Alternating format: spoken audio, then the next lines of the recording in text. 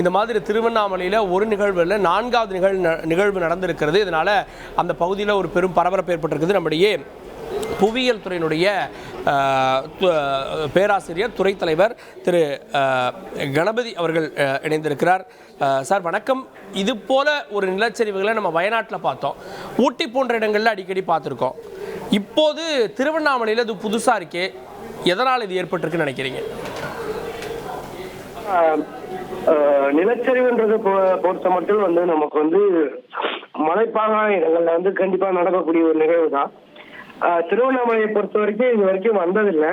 ஆனா இந்தியாவோட நிலப்பரப்ப எங்கெங்கெல்லாம் நிலச்சரிவு வரும் அப்படின்னு வரையறுத்திருக்காங்க. அதுல திருவண்ணாமலையை பொறுத்த வரைக்கும் லோ டு மாடரேட், குறைந்த அளவு தான் வாய்ப்புள்ள பகுதிகளாக அறிவித்து இருக்காங்க.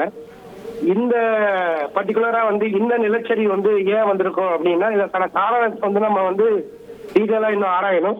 பேசிக்கா இப்ப இருக்கிற புகைப்படங்களையும் வீடியோ ஃபுட்டேஜையும் வச்சு பார்க்கும்போது என்ன தோணுது அப்படின்னா, ஒன்று கடந்த 2 நாட்களாக பெய்த மழையின் அளவு கிட்டத்தட்ட பாத்தீங்கன்னா அதீத மழை இருக்குமா? அதீத மழை ஒரு காரணம், இது ஒரு காரணமா இருக்கலாம். கிட்டத்தட்ட 2 நாட்கள்ல மட்டுமே 23 சென்டிமீட்டருக்கு மேல 26 சென்டிமீட்டருக்கு மேல 2 நாள் சேர்த்து அந்த ஏரியாவில் மழை பொழிவு வந்திருக்கு.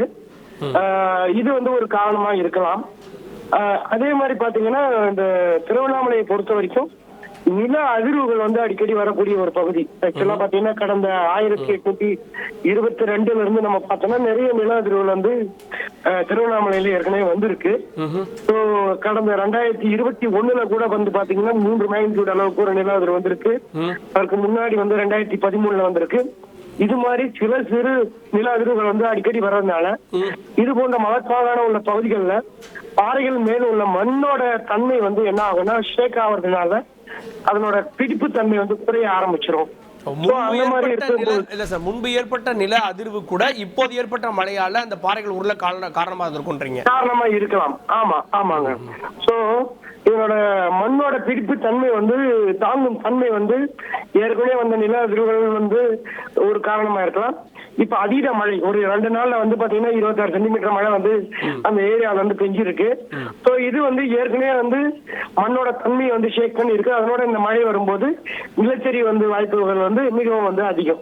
சார் இப்போ அடுத்தடுத்து இப்ப 4 முறை ஏற்பட்டிருக்கு. இப்ப அது சேஃப் ஜோனா இருக்குமா இல்ல அதை பாதுகாக்கப்பட்ட பகுதி மாதிரி அறிவிக்கணுமா, எப்படி சார்? இல்ல இப்ப பாத்தீங்கன்னா இது நம்மளால சொல்ல முடியாது. இப்ப ஏற்கனவே அந்த மழை ஒரு காரணம்.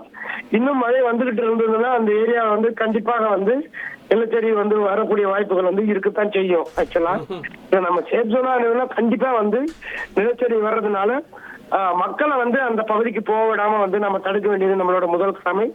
2வது பாத்தீங்கன்னா இதற்கான காரணத்தை நாம் இன்னும் டீட்டெயிலா ஆராயணும். ஏன்னா நிலச்சரிவும் நில அதிர்வும் மழையும் மட்டுமே இதற்கான காரணம் இல்ல, பல்வேறு காரணிகளும் இருக்கு. அந்த ஏரியாவில் சுத்தி நிறைய என்க்ரோச்மெண்ட்ஸ் இருக்கு. இதையும் நம்ம ஆராயணும். சோ இதை ஒரு டீட்டெயிலா இன்வெஸ்டிகேட் பண்ணி ஒரு ரிப்போர்ட் கொடுத்த பிறகுதான் இது என்னன்னு நம்மளால கண்டிப்பா என்ன முழுமையான காரணம் நம்மளால அறிய முடியும். நன்றி திரு கணபதி சார். இது நில அதிர்வுனால ஏற்பட்ட இந்த பாறைகளை ஏற்கனவே ஒரு உறுதியற்ற தன்மையில் இருந்திருக்கலாம். இப்போ பெய்த மழை அதற்கு சாதகமாகி அந்த பாறைகள் உருள்வதற்கு காரணமாக இருக்கலாம். ஆனாலும் இது அதீதமாக நிலச்சரிவு ஏற்படக்கூடிய இடம் அல்ல அப்படின்ற விஷயங்களையும் பதிவு பண்ணியிருக்கீங்க. இப்போதைக்கு சேஃப் ஜோன்ல இது ரெட் ஜோன் மாதிரி மாறி இருக்கின்றது வரக்கூடிய தகவலாக இருக்கிறது. இணைந்ததற்கு நன்றி. செய்திகளை உடனுக்குடன் தெரிந்து கொள்ள உடனே சப்ஸ்கிரைப் பண்ணுங்க.